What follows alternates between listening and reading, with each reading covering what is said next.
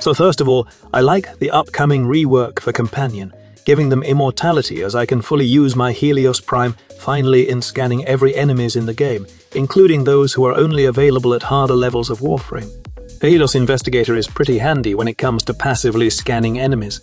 I haven't scanned all enemies yet and make them available for the simulacrum, so I'm glad that I could do this now without the Sentinel dying or locking myself into playing stealth Warframes just to scan enemies. Secondly, Carrier Prime will be a massive boost for those looking for ammunition drops who are not a fan of putting ammo mutation mods in their guns. With the ammo case mode, you will now have a Sentinel that can convert those ammunition drops to the ammo of your current weapon without sacrificing any mod slot in your guns. Now, I know that Exilus mode slot exists for mutation mods, but there are instances that you would need a silencer mode for combos like Ivara in the Exilus mode slot, sacrificing ammo mutation in the process.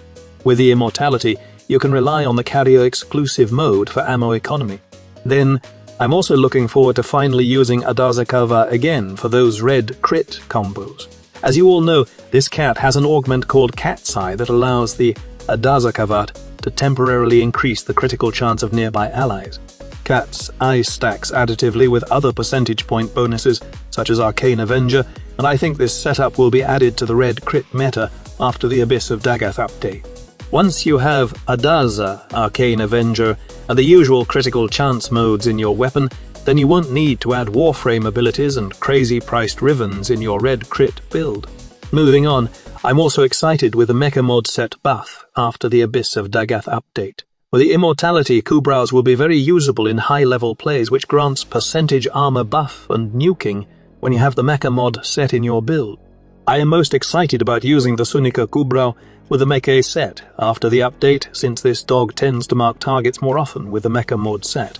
I will surely enjoy this with my Voruna or even tanky Warframes in the game. Next, the Huras Kubrow as well as the Shade Prime will be super useful for Warframes right now who can spam abilities and kill high-level enemies, but lack the survivability to stay in endurance runs. Take, for example, an Ensnare Protea, which maximizes her potential by grouping enemies and killing them with her turret. With the Stalk or Ghost abilities of the companions, you can stay invisible and just focus on casting your skills to obliterate enemies. The same with Ensnare Gaia, or even with other Warframe setups in that you want to maximize its damage potential, but you would sacrifice survivability in the process.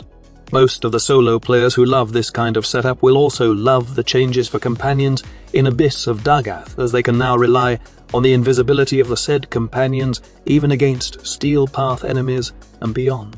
Now, the biggest loser for this update would be the Vulpaphyla, because nothing will change on these companions. Also, they have not detailed it, but it seems that Digital Extremes will be giving 60 seconds of downtime to these companions based on what I saw in their DV workshop. As you all know, these companions can respawn after 30 seconds of being down. If the developer will give 60 seconds of downtime across the board to all companions, then this is a nerf of the Vulpaphyla. The effects are still there, like the viral procs from Panzer and the evasion from the Sly version of the pet, but the downtime might be doubled. However, I'm not that concerned about it since there are still ways after the update to lower the downtime. But here's the thing.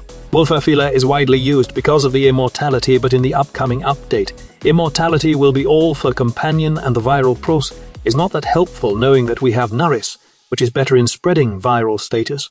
Also, evasion is only applicable to specific Warframe, like the Broken Warframe, and the immortality feature was just exclusive to the Deimos companions. No matter how you see it, it's a nerf to these companions, as more likely players will be interested in playing the other companions now that they have immortality. Before we go to the last companion, I would like to be honest with you. I haven't tried to obtain companions from Fortuna or those Mao was. In addition, I haven't tried the companions I got from the Sisters of Pavos fights. I'll be leveling these companions this week and see how we can work things out. However, I'm not assuring that these companions would be meta, since they don't give that much benefit to the users in real mission. If I missed something about these companions though, then feel free to comment down below. And lastly, let's talk about Djinn. In my opinion, this companion will be popular after the Abyss of Dagath update. For those players who don't like the downtime and just want to make good use of the vacuum and the additional enemy radar from their Sentinel through the primed Animal Instinct mod, then Djinn will solve your problem. Djinn's Reawakened has been changed. Now it will reduce Djinn's incapacitation time by 6 seconds for each energy orb you pick up. Djinn will also revive with 300 points of overshield for each collected orb. This means that it will be super busted with farming Warframe such as Korra, Nakros, and even Hydroid after Abyss of Dagath update. And by the way, I forgot to mention that Digital Extremes will be adding a new features to the companion system. The improvement to shield gating, where it now scales with maximum shield strength and fully resets as long as you have any shield charge at all, also applies to companions. Also, companions can now gain over guard and over shield. So before even the downtime, your companion has plenty of survivability that it would only be knocked down against steel path and beyond enemies. Honestly, I'm looking forward to the new companion rework. I have lots of things to try out, and I was hoping that other non-meter companions would be appreciated in this update. I have a couple of ideas, but right now, I just want to try it out first, as I don't want to spoil some crazy combos with old but gold Sentinel.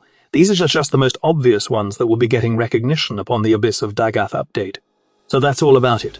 Thank you so much for watching, and I will see you in my next video. Squad Leader signing off.